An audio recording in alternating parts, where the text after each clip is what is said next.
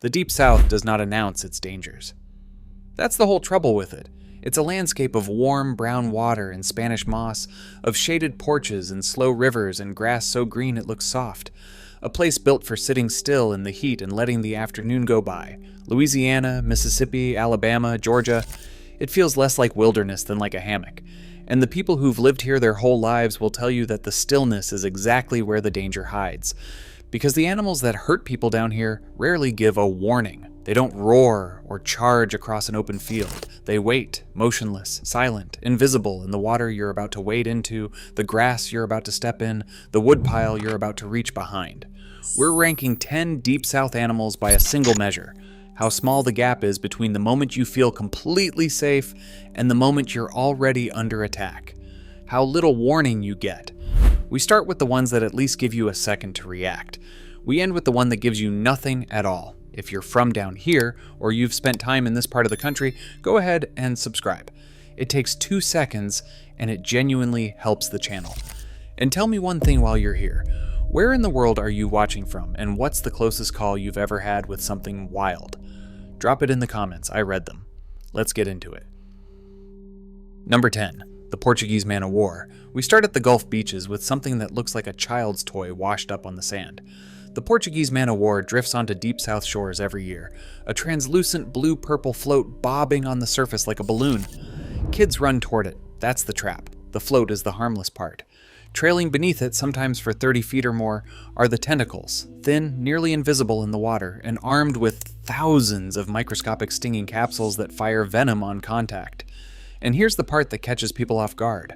A man-o'-war doesn't have to be alive, or attached to its float, to sting you.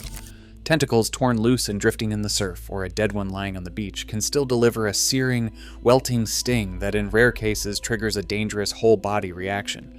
Strangely, it isn't even a single creature, it's a siphonophore, a colony of specialized organisms so bound together they live and function as one body, none able to survive alone. But to a swimmer wading into warm Gulf water, none of that matters. What matters is that the sting comes from something you never saw, trailing invisibly from something that looked, from above, completely harmless. It opens this list because it makes the Deep South's first point. Down here, the thing that gets you is almost never the thing you were looking at. Number 9, the black widow. From the water to the woodpile. The black widow lives all across the Deep South, and its danger is the danger of the reach you make without looking. It doesn't hunt you, and it doesn't chase.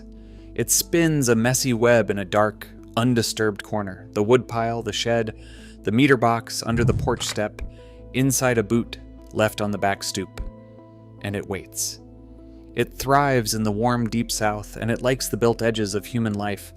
The crawl space, the garage corner, the underside of patio furniture left out all summer, the old flower pot. Nobody moved. Almost every bite happens the same way. A hand closing around firewood, a body pressing into a web nobody saw, a foot sliding into a shoe left on the porch. Glossy black red hourglass underneath, it's one of the few animals here a local can name on sight. And the venom is a genuine neurotoxin.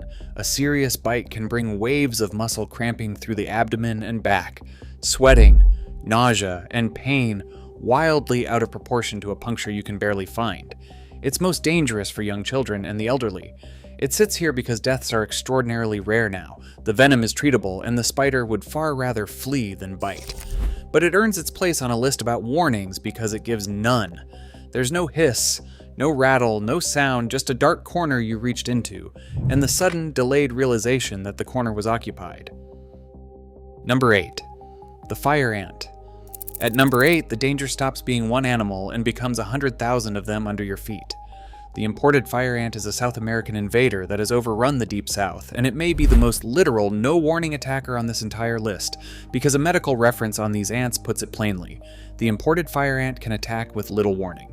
Here's how it works. The colony lives underground, in a mound of loose dirt with no obvious opening, nothing that reads, to a person, as a nest. You step on it or brush it with a mower, and the response is instant and coordinated. The ants boil up out of the ground, swarm onto skin, grip with their jaws, and sting again and again, each ant capable of stinging repeatedly in a circular pattern, while more keep climbing. Most people are stung on the feet and legs after simply standing in the wrong spot in their own yard. There can be hundreds of mounds packed into a single southern acre, which means the ground itself, across huge stretches of the region, is quietly seeded with them. For most people, a run-in means fiery pustules and a few days of misery, but fire ant venom can trigger anaphylaxis, and a single sting is enough to do it in someone who's allergic, sometimes within minutes, far from help. The victims are usually the most ordinary: gardeners, kids playing barefoot, someone stepping off a porch into the grass. There's no charge, no sound, no warning, just a patch of ground that was safe a second ago and isn't now. Number 7. The Copperhead. This is the snake that bites more people than any other venomous snake in the United States, and it does it by staying perfectly, deliberately silent. The Copperhead lives all through the woodlands and suburbs of the Deep South, in leaf litter, woodpiles, garden beds, and the brushy edges of the yard. Its coppery, hourglass crossbands are a near-perfect match for dead leaves and dappled shade, and its entire defense is to hold absolutely still and trust that you won't see it. That stillness is exactly why it bites so many people. A rattlesnake buzzes and a cottonmouth gapes, but the Copperhead's whole strategy is to stay frozen and unseen until the very last instant, which means people walk right up to it and reach right past it without the faintest idea it's there. Unlike a rattlesnake, it gives no audible warning before it strikes. So the classic Deep South Copperhead bite lands on someone who never knew the snake was there, reaching into mulch, stepping over a log, gathering firewood, putting a hand down on a rock.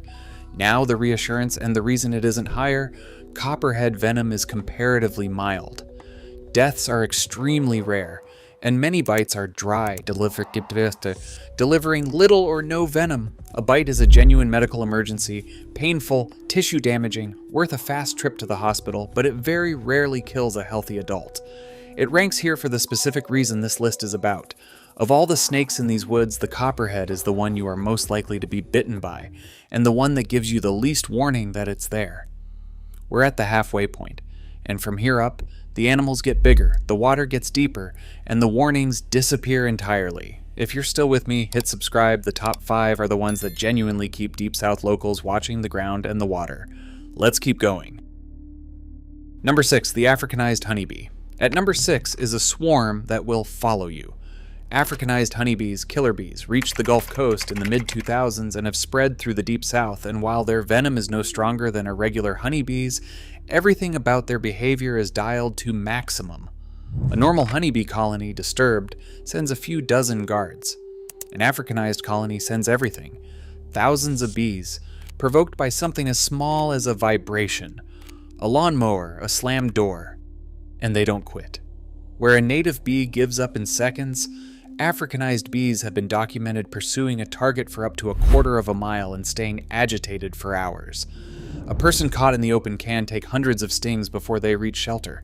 That's what makes them deadly. The venom itself rarely kills, but volume can, and even people who aren't allergic have died from massive, coordinated sting attacks. The warning here is almost cruel. By the time you hear the sound change from a hum to a roar, the swarm is already on you, and the only thing left to do is run and not stop. Number 5. The wild hog. This is an animal weighing 200 to 300 pounds that moves through the Deep South almost entirely at night, and that most people never even think of as dangerous. Feral hogs, descendants of escaped domestic pigs and released European wild boar, have exploded across the South, and they are armored in muscle and armed with self-sharpening tusks. A hog wants nothing to do with you, and most of the time it will crash off into the brush. The danger is the exception. A boar that's cornered, wounded, or a sow with piglets. When one of those decides to come at you, it comes fast and low and silent out of thick cover, and those tusks are built to slash upward.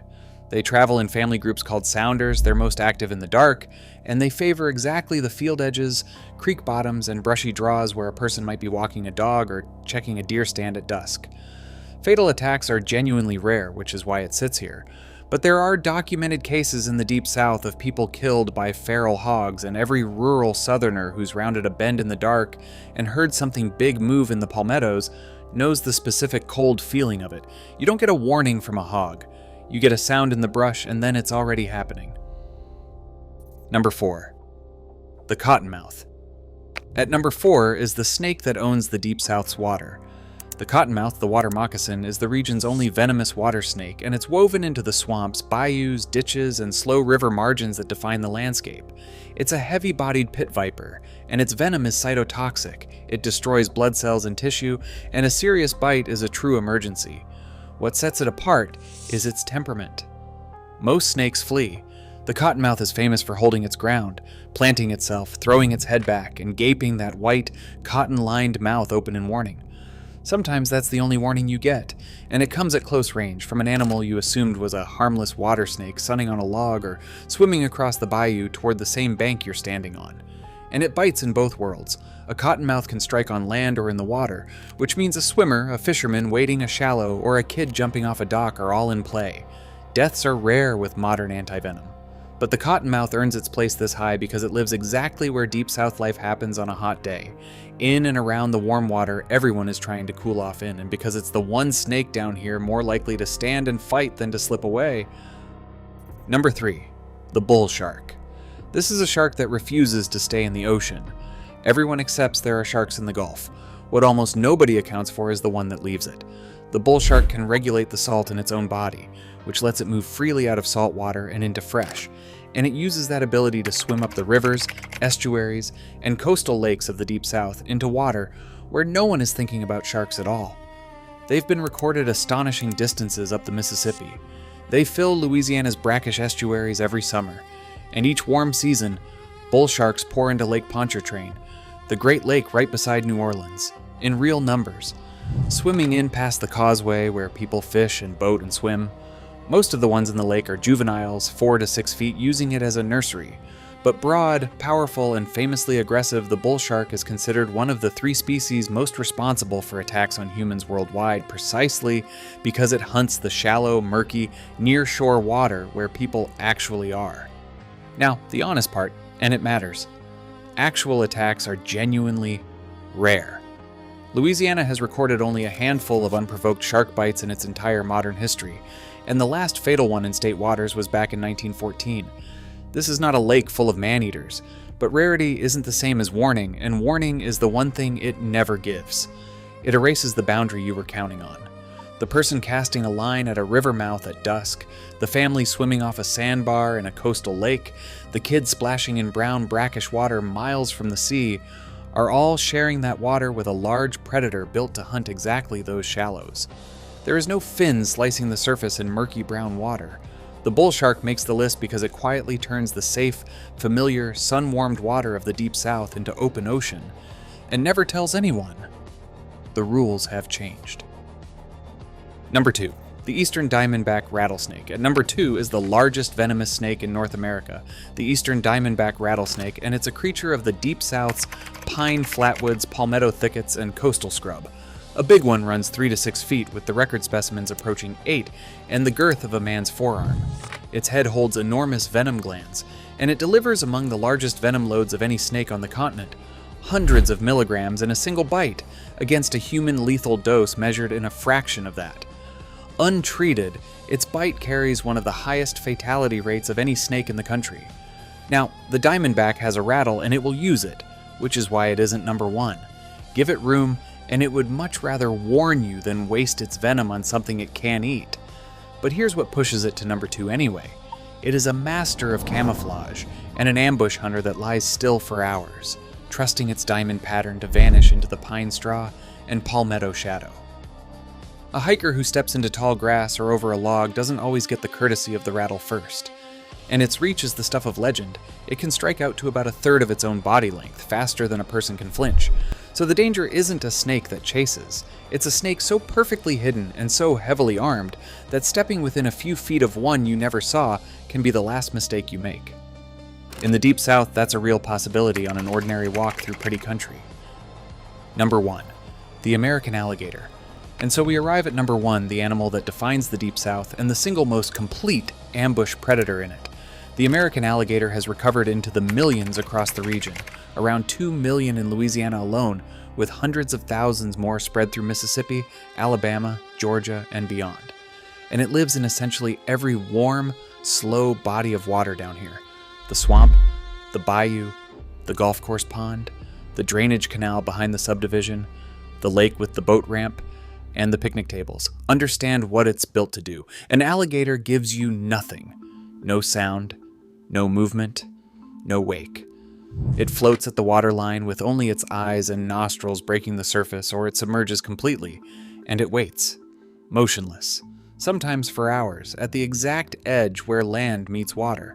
Then it strikes with a burst of speed that closes the distance in a fraction of a second, with a bite force measured near 2,000 pounds per square inch, and it pulls its prey into the water to drown it in a death roll.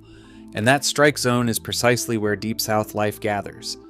The bank where you launch a kayak, let the dog drink, fill a bucket, or let the kids wade on a hot afternoon. The recovery is its own kind of unsettling. A century ago, the alligator was hunted to the brink. Today, it's a protected success story numbering in the millions, which means more of them share more water with more people every year in retention ponds, city park lakes, and canals in the middle of neighborhoods. And a gator that people have fed loses its fear entirely, learning to associate humans with food, which is the single most dangerous thing an alligator can learn. Fatal attacks remain rare across millions of encounters. That's real and worth saying. But when one happens, it is the purest version of everything on this list. There was no warning, because there is never a warning. The water looked exactly as still and safe the second before as the second after. It's number one because it took the most peaceful image the Deep South has, quiet brown water on a warm afternoon, and hid inside it the most patient killer the region has ever produced. So look back down the list. Almost none of these animals roar or charge or announce themselves the way the movies taught us danger is supposed to. The man of war looked like a toy. The mound had no door. The water looked still. The thread running through all 10 is the same. Down here, the danger doesn't come at you across an open field. It waits, quiet and patient and hidden, in the exact places built for rest. The warm water, the shaded grass, the corner of the shed. The porches are still shaded. The rivers still run slow and brown. The afternoon is still the kind you'd want to sit still in. And the people who've lived here longest still watch the ground before they step, and the water before they wade. What is known is that the Deep South is exactly as gentle as it looks, and exactly as dangerous as it doesn't at the very same time. That the stillness was never emptiness, and that somewhere this evening, in a stretch of warm brown water, going gold at sunset, the prettiest thing you'll see all day. 2 eyes and a pair of nostrils are breaking the surface without a ripple, holding perfectly still, doing exactly what they have done in this country for tens of millions of years, and waiting, the way they have always waited, for something to come to the edge.